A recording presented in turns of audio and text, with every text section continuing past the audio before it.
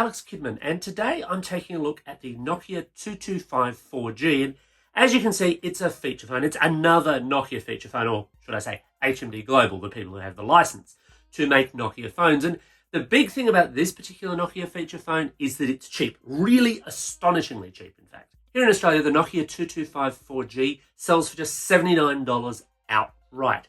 You can spend more than that on a phone plan in a given month. So this really is a very, very cheap, simple phone. It's also got a couple of other really nice factors going for it. So here in Australia, for example, you get a 16 gig memory card with it for free. Now, a 16 gig memory card isn't a huge inclusion, but hey, everything else free is nice, right? It's also dual SIM capable, which you don't always see in feature phones. Nice if you need to keep a business and a personal call thing going, or if you have some other reason for needing dual SIM capability.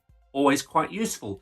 It has a removable battery, not unique for feature phones, but super, super rare in the smartphone space. And of course, while there's a market for people who want a feature phone, which is just a feature phone, there's also a market for people who might want the weekender phone, the I want to get away from all my messages and notifications and all the other stuff that a smartphone throws at you kind of phone. And yeah, look, this will do that.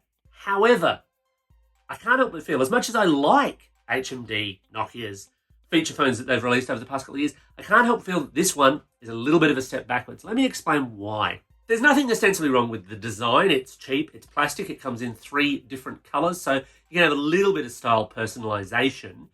And it definitely feels at $79. The one design challenge that I really have with it is that dual SIM capability. Lovely to have it, but it's quite fiddly to actually get the SIM card slots and the little metal covers to all play together nicely. It took me quite a few goes to get going. Once it's there, and I suspect for most people this would be true, you'd probably just leave your SIM in there.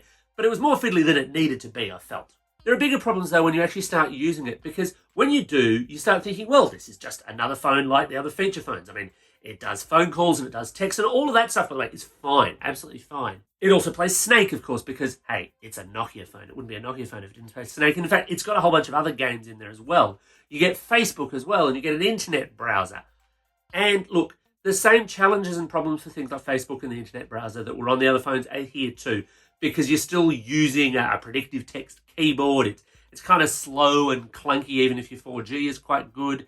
It's not exactly what I'd call the super desirable function, but again, I don't think people buy feature phones for that kind of thing. And because this seems to pop up every time I review one of these, this doesn't play Spotify. In fact, it'll only play music that's on it altogether. And that leads me on to one of the subtle little differences with this phone from previous feature phones that Nokia's released in Australia. So its prior phones, like the original, the Nokia 3310 or the 8110 4G, the Banana or Matrix phone, if you will. Love those phones bits. They were running on KaiOS, and KaiOS has limited app availability. It's not a smartphone and it's not trying to be, but it does give you things like WhatsApp. It does give it a bit of extensibility. This isn't that. This is running on System 30 Plus, or a kind of variant of System 30 Plus. And it basically means that there's really no app extensibility except whatever HMD Global might bring to it. I'm going to take the bet for a $79 phone. They're probably not too heavily invested in development of this, if you know what I mean. And that hits a couple of different ways. Let's look at the games, for example. And you might think, oh, games are great, nice little distraction, useful thing to have on a phone. The problem is, outside of Snake, they're really pretty ordinary. So you can play Crossy Road on this, for example. Nice Australian homegrown title, but this is Crossy Road boiled down to its basics, which basically means it's Frogger, let's face it. And even then, not terribly well. It's a real throwback to what mobile gaming used to be like 20 years ago. And the problem there was, when you were playing a game on a mobile 20 years ago, you were playing it because it was all the mobile could do. It wasn't really cutting edge. It wasn't best of breed. I don't think there's too many people that look back on those games particularly fondly. Interesting historical curio, but just not something that's all that playable. And you can see that in the way this plays games, because they're slow and they're janky and they're just not all that entertaining, ultimately. The other design problem is the camera. Now, classic feature phones had terrible cameras if they had cameras at all, and so does this. Now, that's nothing new, really, for these Nokia feature phones, but it's the one thing I wish HMD Global would do just that little bit more to improve. Because, let's face it, look, $79 is not a lot to spend on a phone, but you don't have to spend that much more at all to get a much better camera than this will ever be. What you're looking at here is a 0.3 megapixel camera.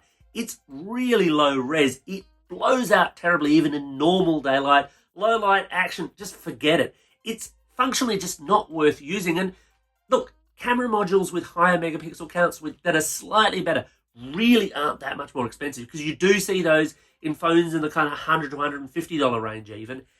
And this doesn't have that. It has a real throwback camera, and I think that's a real pity, because the one thing I think could massively improve this would be if it had an even vaguely passable camera. It just doesn't.